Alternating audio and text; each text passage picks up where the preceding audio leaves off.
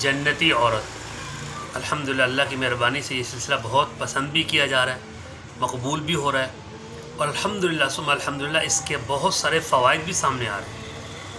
اللہ پاک ہماری بہنوں کو جنت کے راستے پر چلنے کی توفیق نصیب فرمائے۔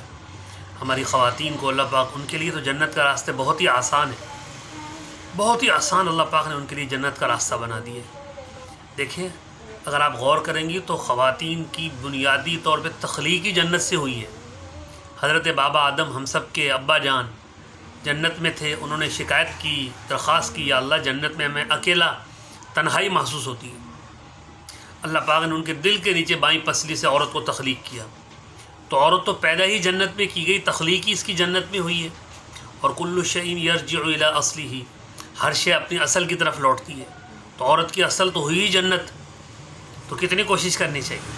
مختصر سی ایک حدیث آج بیان کر دیتا ہوں میں آپ کے سامنے، مجمع الزوائد جلد نمبر 4 صفحہ نمبر 306، حضرت ابو ہریرہ رضی اللہ تعالیٰ عنہ سے مروی ہے کہ جناب رسول اللہ صلی اللہ علیہ وسلم نے فرمایا، جو عورت خدا سے گناہ کے بارے میں ڈرے اور گناہ نہ کرے اور اپنی عزت کی حفاظت کرے اور شوہر کی اطاعت اور فرما برداری کرے، اس کے لیے جنت کے 8 دروازے کھول دیے جاتے ہیں، اور ان عورتوں سے کہا جائے گا کہ جس دروازے سے چاہو جنت میں داخل ہو جاؤ۔ سبحان اللہ، کیا خوبصورت فضیلت ہے خواتین کے لیے، گھر میں رہتے ہوئے جنت کے 8 دروازے کھلوائیں اپنے لیے۔ اور اعمال کیا کرنے ہیں؟ سب سے پہلے گناہ کرتے ہو اللہ سے ڈرنا ہے، کوئی بھی گناہ سامنے اللہ سے ڈر کے گناہ سے پیچھے ہٹ جانا ہے۔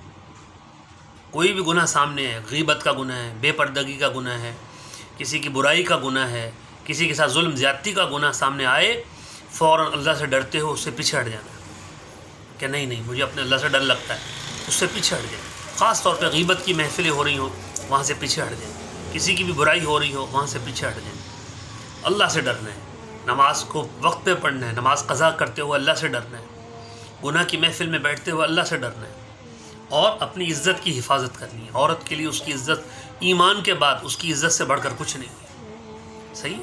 عورت کی عزت، عورت کی مثال سفید کپڑے کسی ہے، اگر اس پہ دھبا لگ جائے تو دور سے نظر آئے گا۔ عورت پہ اگر کوئی جھوٹا الزام بھی لگا دے گا تو لوگ اس کو تماشا بنا لیں گے۔ عورت اپنی عزت کی حفاظت کرے اور اللہ کی حفاظت کے ساتھ اللہ پاک سے مانگے کہ یا اللہ تو میری عزت کی حفاظت فرما، اور اپنی عزت کی حفاظت کرے، غیر محرم سے نہ بات کرے، نہ غیر محرم کو دیکھے، نہ غیر محرم کے ساتھ تعلق رکھے، نہ سلام کلام رکھے، اپنی عزت کی حفاظت کرے، اور اس کے بعد اپنے شوہر کی اطاعت کرے، فرما برداری کرے، شوہر کی جائز باتیں مانے، ناجائز نہ مانے، جائز باتیں۔ مثال کے طور پہ شوہر کہتا ہے بے پردہ چلو میرے ساتھ، تو بے پردگی جائز نہیں ہے۔ اگر شوہر کے کہنے پر اللہ کو ناراض کیا تو قیامت کے دن شوہر نہیں بچا سکے گا۔ ہاں، جہاں شوہر کا حکم ہے، شوہر کہتا ہے نماز ٹائم پہ پڑھو، کھانا وقت پہ دو، اچھی زیب و زینت کر کے رہو، خوبصورت بن کے رہو تاکہ میں غیر عورتوں کو نہ دیکھوں، اور میری بات کو مانو، اولاد کا خیال کرو، میرا خیال کرو، اس کی جائز ضروریات ہیں وہ اپنی بات کرے تو اس کی بات ماننا، اس کی اطاعت کرنا۔ فرمایا جو یہ کر لے جنت کے 8 دروازے اس کے لیے کھلے ہیں، جنت کے 8 دروازے۔ سبحان اللہ، جنت کے 8 دروازے کھلوانا آسان نہیں ہے۔ وہ عورت کتنی خوش نصیب ہے جو گھر کے اندر رہتے ہوئے ان مبارک اعمال کو اختیار کر لے، اللہ پاک نے اس کے لیے جنت کے دروازے کھول دیے۔ گناہ کرنے سے پہلے اللہ سے ڈرے کہ نہ میرا اللہ ناراض ہو جائے گا، صحیح؟ اپنی عزت کی حفاظت کرے، اپنے شوہر کی فرما برداری کرے، جنت کے 8 دروازوں سے داخل ہو جائے جنت میں۔ السلام علیکم۔